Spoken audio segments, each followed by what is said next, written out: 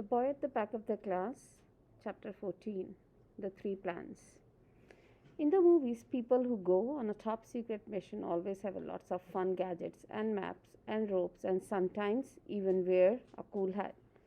When you are 9 and over 3 quarters, though, and have to go to school every day, rescue missions are a lot harder, especially when you don't know where the people you want to rescue are, and you have to hide everything you are doing from the person you are going on the mission for.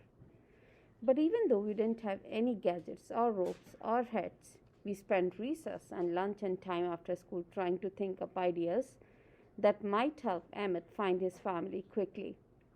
By Thursday morning, Tom and Josie and Michael had each come up with a plan, but I hadn't been able to think of anything. Don't worry, said Josie. You can help us see if our ones will work.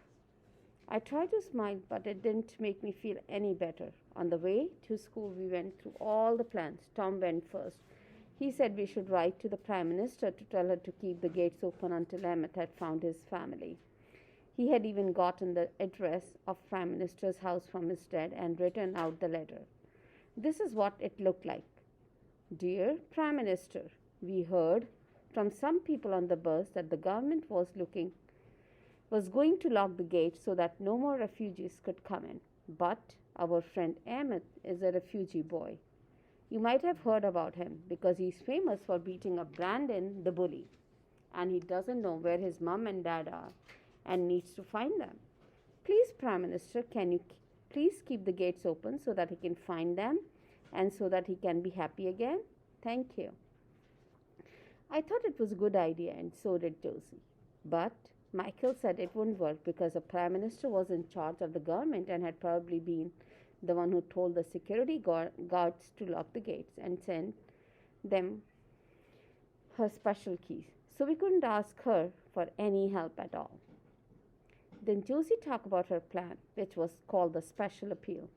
She said we should ring a newspaper and tell them all about it, because her mom and dad were always complaining about how many special appeals there were for charities in their newspapers. And once the appeal went out, Emma's mom and dad would see it and get in touch. Josie had written the special appeal out and made it as short as possible so that the newspapers could print it quickly. This is what it looked like. Special appeal. Picture of Emmett. Please, everyone.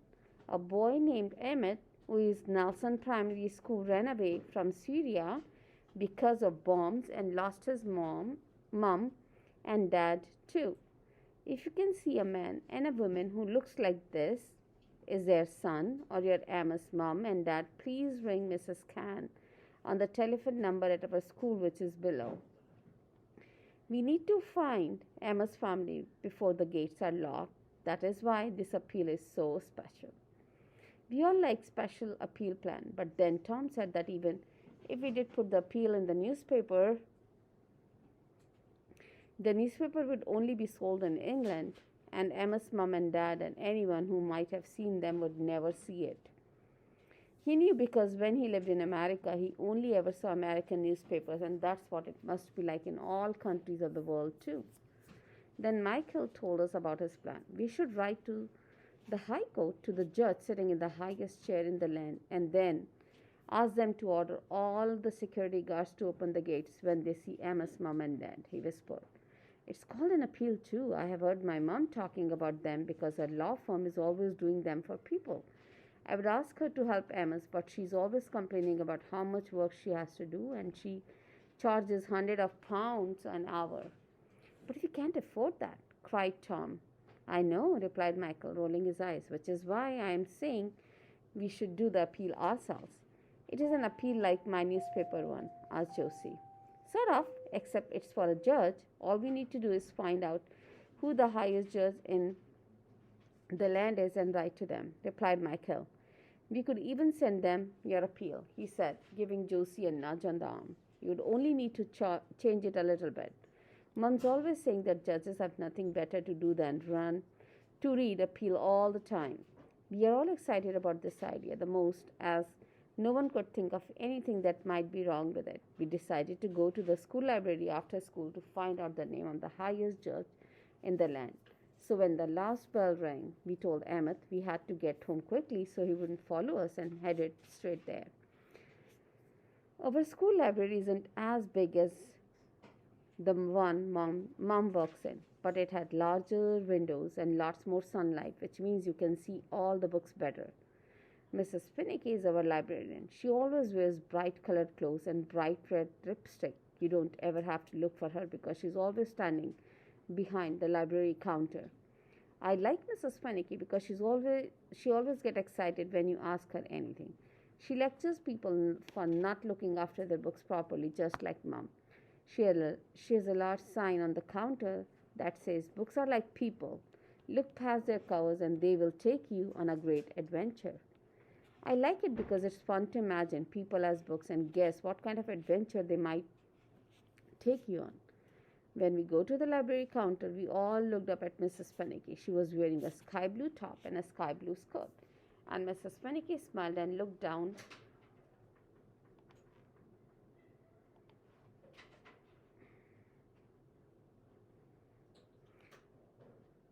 She was wearing a sky blue top and sky blue skirt. And Mrs. Finicky smiled and looked down at all of us and said, "Hello, and how can I help you all today?" Tom and Josie and I looked over at Michael and waited. So he asked Miss, "Do you know where we can find out who is the highest judge in the land is?" "We need to find out for homework." "Really?" said Mrs. Finicky, frowning.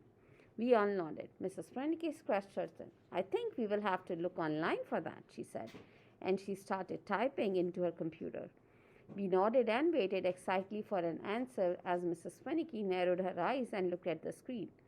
After a few seconds, she said, "Here we go, right? Well, was it the name of the Lord Chief Justice you were after, or the High Court Judge for the Family Division?" We all looked at each other, and then Michael said, "Family Division, please." Mrs. Finicky wrote the name out on a piece of paper. When she gave it to Michael, we all looked over his shoulder and read, "HC Family Division, Dame Leslie Williamson." "Anything else?" asked Miss Finicky. Josie said, "Does it have her address there, miss?" Mrs. Finicky frowned again. "Her address?" she asked. "You have to send her a letter as a part of your homework?" We all nodded. "So that it gets to her by tomorrow," I added. "It's the High Court of Justice you will need to write to," said Mrs. Finicky, narrowing her eyes at the computer screen again as she copied it down. "But even if you mail it today and it gets to her office tomorrow or on Saturday, remember that the courts are closed over the weekend. And it won't be the judge who gets your envelope. She will have a secretary who opens her mails for her." She handed the slip of paper with the address of Josie. "Anything else?" She looked at our downcast faces. "I'm sure she will read your letter eventually," she added gently. "It might just take a while." We left and gathered in the hallway outside. "What are we going to do now?" asked Josie. Her face was all pink, which is what happens when she's really upset. "Even if we send the judge that appeal right away, the gates will be shut before she even gets it. It's already Thursday, and after this weekend is over, we will only have 5 more days." We all looked at Michael, who shrugged and looked at the floor. "We have got to think of another idea," said Tom urgently. We all nodded, but I felt sick inside. I was scared that Emma's family wouldn't be found in time. We were all silent on the bus ride home that afternoon. Everyone was thinking hard, but I could tell from all our faces that none of us had come up with anything new. I felt the worst because at least everyone else had thought of something. I hadn't come up with a single plan. Now I think it was because of my brain just wasn't ready to think of anything then.